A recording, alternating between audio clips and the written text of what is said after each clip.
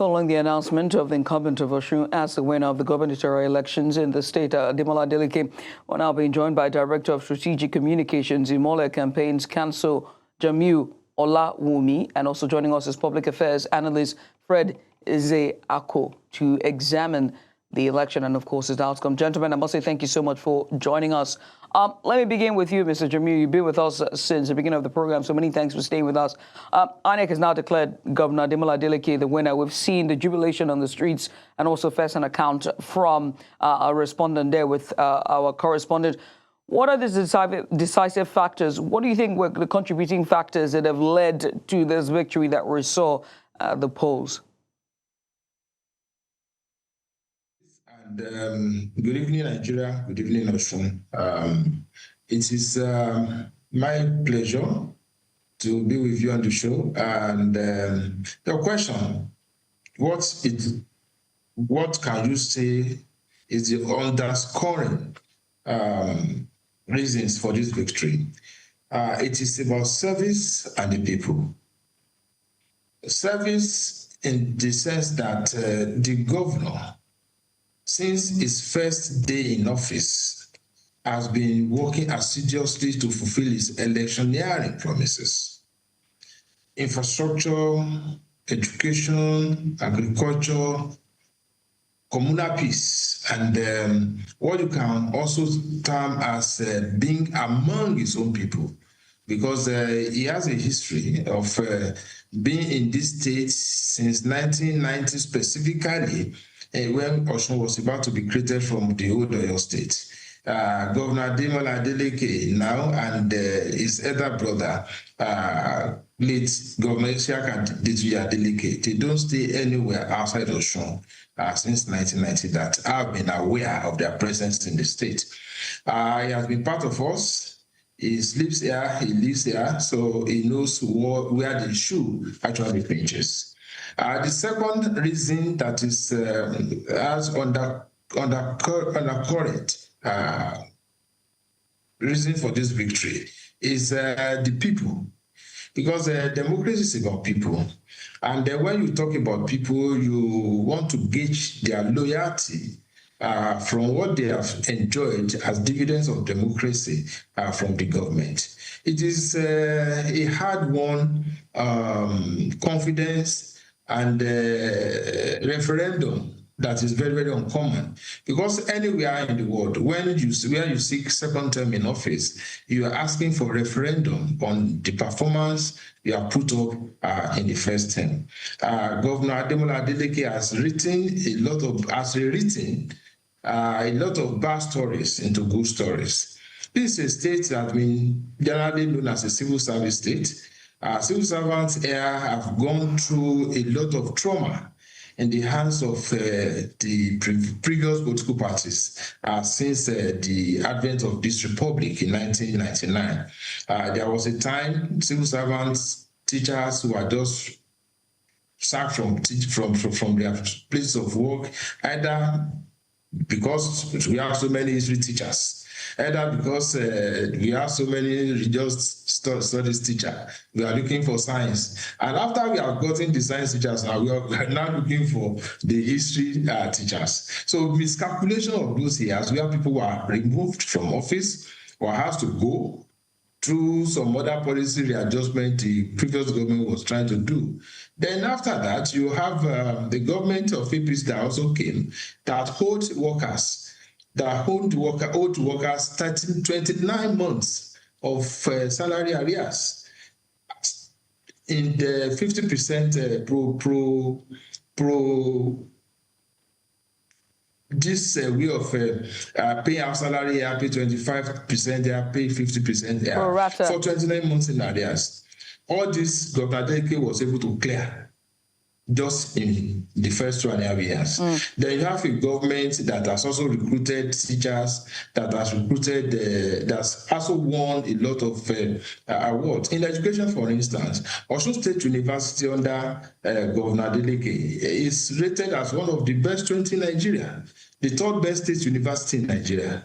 Then there's a new university where in Faculty of Education, Faculty of Agriculture, it is tuition free to students who are in education, right. whichever course you are learning there. In agriculture, whichever department, it has been free since he assumed office. So we have a governor who has worked despite the stringent financial difficulties occasioned by the opposition party hijacking the local government, and money was not made available to the government. Okay. So it's a referendum for our performance. A referendum for his performance. Let me ask you, Mr. Fred Nzeako, do you also agree that it's a referendum for his performance? Did you anticipate the margin of victory? Over 60,000 votes, winning about 60% of the polling units. That's 19 out of the 30 local government areas. He won those local government areas. I mean, popularity, if you'd say he did that. But APC was coming very closely. What was your reaction to the final result? Did he exceed your expectations? Well, I will say, first and foremost, I want to congratulate Governor Adeleke for his victory, and most importantly, congratulate the people of Osun State to have trooped out en masse and voted the governor of their choice, a governor that has overwhelmingly performed beyond expectation and has made the people happy. Let me very quickly tell you that I'm even surprised that APC recorded such a high number of votes, going by two major indices. One, the lackluster performance of ADC, both in Osun State in the past and at the federal level in the past 12 years. And the two, going by the fact that Governor Adeleke has performed exceedingly well in his first term in office. And I did not even expect that APC could pull such a number of votes. I expected wider margin, but be that as it may, Adeleke, despite all odds, and in the midst of all the challenges and the bottlenecks set along the way, recall that for the past 15 months or more, almost going to 2 years, the local government funds of Osun State had been withheld by the federal government, basically on account of political differences. Recall also that as build up to the election, the federal government through the EFCC flagged down the bank accounts of the state. Recall that even while the governor is a sitting governor and is clothed with immunity, the anti-corruption agencies have been almost haranguing his government and harassing his officials day in, day out, all in the name of continuously probing the government. And recall also that all efforts made by Governor Adeleke to pull a truce with the federal by openly endorsing President Bola Tinubu for 2027 almost did not bring the expected understanding and cooperation from the ruling party at the center. So Governor Adeleke fought against all odds, and he fought with his people who stood strongly behind him. And despite all the deaths and threats of death during the build-up to this election, the people of Osun State courageously came out and voted the governor of their choice. And despite, again, all the antics of the APC, vote buying processes, intimidation, and all manner of challenges set for the people, Osun people courageously came out and voted. And I think that this is a very huge lesson for Nigeria at large, that when the people are determined that their mandate will count, I tell you that their votes will count. And then this is a sacred mandate given to Governor Adeleke. It is a referendum and an endorsement of his goodness in office and an encouragement for him to do more for the people of Osun State in his second tenure. My colleague on the other side has reeled out some of the goodies that he has done. I can tell you that more goodies await the people of Osun State in the second tenure of Adeleke, because he is a governor that has passion. He's a governor that has empathy. He's a governor that has listening ears. He's a governor that is loving and loves his people, not just by word of mouth, but by his action. And he's a governor that wants the betterment of the majority of the people of Osun State. Anybody who visited Osun before Adeleke will tell you that Adeleke has tremendously transformed Osun State landscape in all ways, manner, and form. And we want to wish him well and wish him very successful second tenure and wish Osun State congratulations for a job well done. The both of you have sort of given your stamps of endorsement. At this point, you have sung songs of endorsement and praises to the governor of Osun State, who's now the winner of yesterday's elections. But there's something here that I want us to discuss and maybe be plainly, and I hate whether this is preemptive or just sort of like looking at the signs, shall we? You talked about his speech and how he sort of conceded to the president and endorsing the president. But you also did make mention of, the issues that he faced running into the polls, and one of them was a freezing of the Osun State's account, right?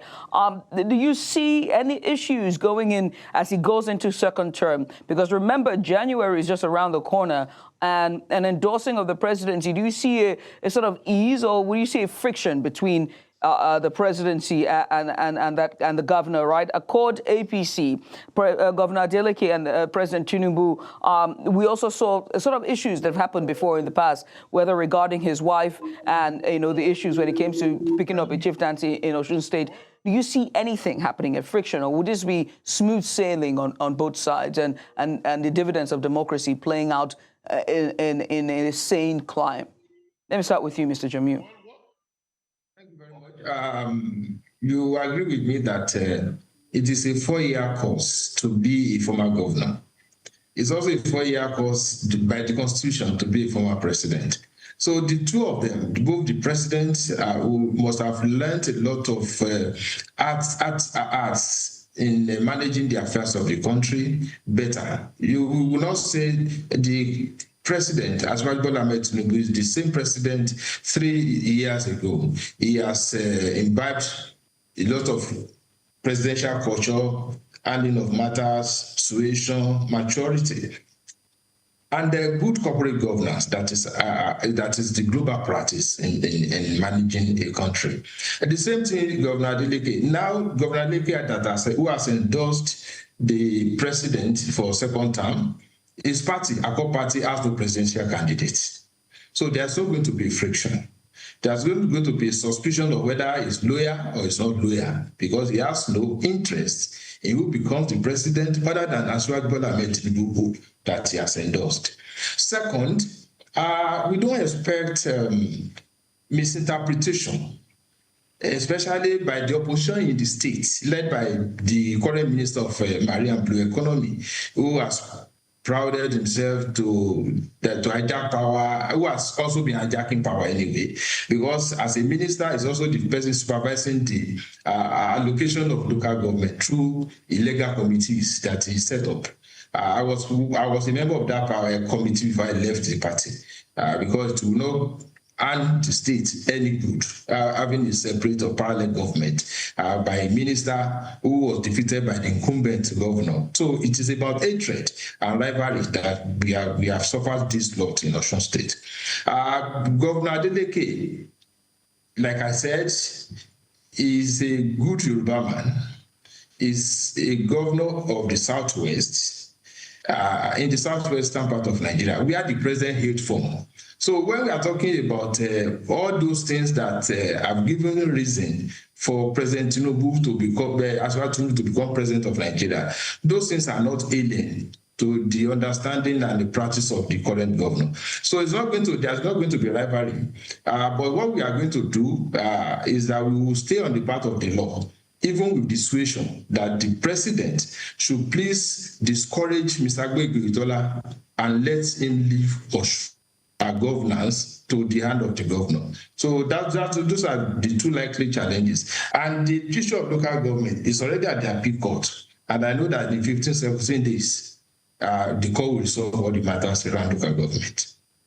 Mr. Fred, do you want to add to that before we go to our next question?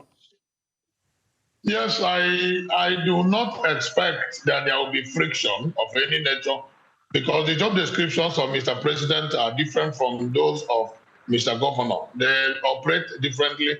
One is at the national stage, the other one is at the sub-national stage. Their jobs are well cut out, clearly cut out for them, and they don't have similar contestations. now that the governor has been re-elected for a second tenure, we expect that he should be supported by Mr. President, who, of course, is the president of all Nigeria until 2027 election, when Nigerians will determine whether President Bola Ahmed Tinubu will continue or whether another person, another captain will come and man the ship. And for whatever it is worth, what is critical and what is most important is that at all times, the vote of the people must count. At all times, every election in Nigeria must be free, fair, and credible, so that we'll begin to deepen democratic tendencies and principles, without which we cannot make progress as a nation or as a democratic federation. So this is a very big litmus test and a very big encouragement for the democracy of Nigeria to continue to thrive. And election is only an aspect of democracy. Good governance is the basic expectation of the people. Now that Adeleke has been re-elected, reinvigorated, and retooled with a new mandate to lead Osun State, we expect that all rancor that went with the election should be buried, and then those who have lost the election should join hands with him to lead the state, because there's still a lot of work to be done. It is not a destination, but only a process that has taken place. The destination finally should be good governance and then improvement of the life and welfare of the people of Osun State and indeed the entire Nigeria. Gentlemen, I want us to talk about, let's assess the conduct of INEC and all that happened all through yesterday, from the turnout at the polls to the timely, disperse of, personnel, and the use of beavers, and also all of the other recorded irregularities that we saw yesterday and how it played out. How would you assess the conduct of INEC's officials so far? Do you think that from today, is this a litmus test of how ready they are at a national scale? I mean, this is by far the highest recording we've seen in terms of turnout during a by-election, particularly Osun State, at a gubernatorial election. Do you see that happening? And if that happens, is INEC ready for a high turnout come nationwide or national elections 2027? Let me start with you, Mr. Jamiu. Thank you very much. INEC is not insulated well against misdemeanors, were it not the rules and the insistence of the National Assembly to make sure that the Electoral Act was amended. We have the Electoral Act 2026, and the glory should also go to the non-government organizations and international communities who insisted on real-time upload of results. Because you have a lot of issues. Even yesterday, at the point there was the website of INEC, the results page of INEC was not going. The people could not upload again. At that point, about 75% had been uploaded, and my candidate, the governor, was already leading with about 44,000 votes. So it created some apprehensions for about 2 hours. We do not know what happened, that page was stopped for more than two hours when elections results were still being uploaded onto the RF. The non-government organizations need to do more for Nigerians to enjoy democracy, especially electioneering. That's the first phase of what I'm going to say. The other one is that Nigerians should resolve. They should resolve to fulfill their civic responsibilities by voting. One, I like to say that what we experienced in Osun State yesterday, if you look at the trajectory, when the campaign was lifted, was allowed, the candidates were allowed to campaign, the killings, the harassment, the police intimidation, the like by my person. For 8 days, I couldn't sleep in my house for fear of arrest, for nothing. For nothing. My house, I have to abandon my house, only the children, and my wife will have to go out. Because the opposition, under the leadership of APC, was using the policemen and other security agencies to harass and pick people up to go and lock them up. So we must remove this harassment, and then because this is an isolated election, they were able to do that. I will not know how many households across Nigeria they will want to do that to when we want to run the presidential election next year. So the issue of isolated elections across Nigeria is where we can see how mature we have become in democracy. In 2014, for instance, under President Jonathan, there were also similar things. People wanted to harass people, and they brought in even security in hoods. You could not see their faces. Osun State people, the electors, are strong-hearted. And anytime such happens, they will stand. And that was what happened yesterday. People came out, people were giving out, buying votes, 50,000, 30,000. If your correspondent will share his film with you, people were singing Ojutowo, 20,000 Ojutowo. It came to tell us that Nigerian voters don't need money, because they were taking their money and they were voting for us. We didn't give much money, even it would be difficult for Nigerians to believe. But the governor told us if they can't compensate him with their votes for what he has done in Osun State, so be it, he will go to his house. But look at what happened. So we were happy. People here, in terms of democracy, they are strong-willed and strong-hearted. Okay. But the issue of involvement of security to harass people and the glitches that were unnecessary on INEC website are the main challenges for next year election. It's a very heavy allegations that you make against the security agencies. I must point out here that these are your experiences and your own opinions. Those are my experiences. Your reporter who also have it on his feed, because we saw them. We were together yesterday. I just have to put out a caveat and sort of preface this again. We're in testy time, so to speak. But Mr. Fred, if you want to add to that, but also let's also now play into the part of Adeleke's re-election and what it really means for Accord's party. Political strength, not just in Osun State, but also the wider Southwest, just ahead of 2027. A stronghold for Osun State, a party that was a state that was formerly the PDP, that tried to, wade into the waters of the APC. But we're now seeing the numbers that the APC have polled during this election. What's the future of Accord in Southwest? Well, a party is made up of people. And the strength of a party is determined by the strength of the people who populate the political party. We have seen that in Accord. Those who thought Accord was a write-off have now seen that Accord accommodated strong people, and then the platform was utilized to return Governor Adeleke back to the seat so that he will continue to do good things that he has been doing for the people of Osun State. What it means for Accord is that they can build on this victory and then try to have inroads into other southwestern states, and indeed any other part of the country where people are disgruntled and disenchanted with what is going on. If, for example, there is any state where the government is not doing well, and then Accord party presents a more formidable alternative, then it will be good for the party.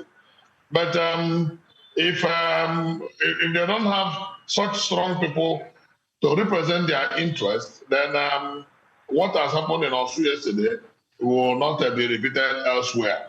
And but what is most critical is that anybody who intends to run on the platform of any political party must have faith with the people, because ultimately it is the wish of the people that must always prevail, and that is most important, irrespective of the platform.